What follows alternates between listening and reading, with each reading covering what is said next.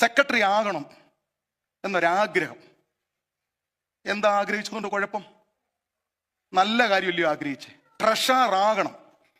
കഴിഞ്ഞ ദിവസം ഒരാൾ പറഞ്ഞു 38 വർഷമായി സഭയെ കിടക്കുക പാസ്റ്റർ, ഇന്ന് വരെ ഒരു കമ്മിറ്റി മെമ്പർ ആയിട്ടില്ലെന്ന്.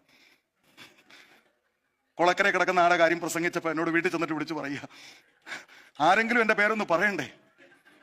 ആഗ്രഹങ്ങൾ നല്ലത് തന്നെ, പക്ഷേ അതാകാൻ നിങ്ങൾ ഉപയോഗിക്കുന്ന method, the way you are trying to take that position, ദൈവം തരുന്നെങ്കിൽ തരട്ടെ, ജനങ്ങൾ തെരഞ്ഞെടുക്കുന്നെങ്കിൽ എടുക്കട്ടെ, പക്ഷെ അതിനായിട്ട് ഞാൻ ഉപയോഗിക്കുന്ന മാനദണ്ഡം അത് റോങ് ആകരുത്.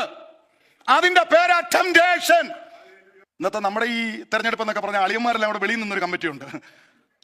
അളിയൻ എൻ്റെ പേര് പറയാമെങ്കിൽ അളിയന്റെ പേര് ഞാൻ പറയാം. ഇങ്ങനെ ഈ അളിയന്മാരെല്ലാം കൂടെ സംഘടിച്ച് അകത്ത് വന്നിട്ട് സെക്രട്ടറി അല്ലെങ്കിൽ പേര് പറയുമ്പോഴേ അളിയൻ ചാടി അങ്ങ് എഴുന്നേക്കും. വെളിയിൽ തന്നെ ഓൾറെഡി എല്ലാ അളിയന്മാരുടെ കൂടി വെച്ച അളിയന്മാരകത്ത് വരുന്നത്. ഞാൻ 10-30 വർഷമായി ജനറൽ ബോഡി കാണുക കേട്ടോ. നിങ്ങളെ ദൈവം തിരഞ്ഞെടുക്കുന്നെങ്കിൽ എടുക്കട്ടെ.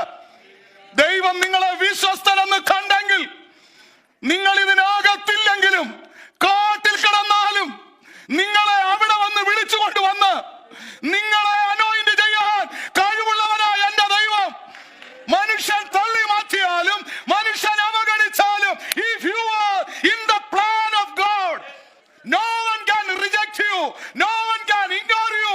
God will send you someone to bring you here. വഴി ഒരുക്കും. ദൈവത്തിന്റെ തെരഞ്ഞെടുപ്പിൽ വിശ്വസിക്കുക. Praise God. ദൈവത്തിന്റെ പദ്ധതികളിൽ വിശ്വസിക്കുക. എന്തിനാ കള്ളക്കളി? എന്തിനാ അണ്ടർഗ്രൗണ്ട് പ്രോഗ്രാം? നേരോടെ നടക്കുന്നവന് ഒരു നന്മയും മുടക്കാത്ത ദൈവമാണ് നമ്മുടെ ദൈവം. പരീക്ഷകൻ അടുത്തുണ്ട്, അവൻ പള്ളിക്കകത്തുമുണ്ട്, അവൻ പള്ളിക്ക് വെളിയിലുമുണ്ട്. പരീക്ഷകൻ ഓടി നടക്കുകയാ.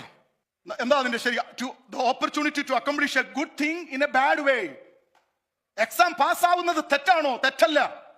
എക്സാം ഹോളിൽ കയറുന്നത് തെറ്റാണോ? തെറ്റല്ല. പക്ഷെ പാസ്സാകാൻ നിങ്ങൾ ഉപയോഗിക്കുന്ന ഒരു ബാഡ് പ്രാക്ടീസ് ആണെങ്കിലോ അതിന്റെ പേര് ടെംപ്റ്റേഷൻ. പരീക്ഷകളെ ജയിച്ചേ പറ്റത്തുള്ളൂ. ഇവിടെ ഇന്ന് ഞാൻ പ്രസംഗിക്കുന്ന യേശു പറയുകയാണ്, he is able to deliver you from temptations.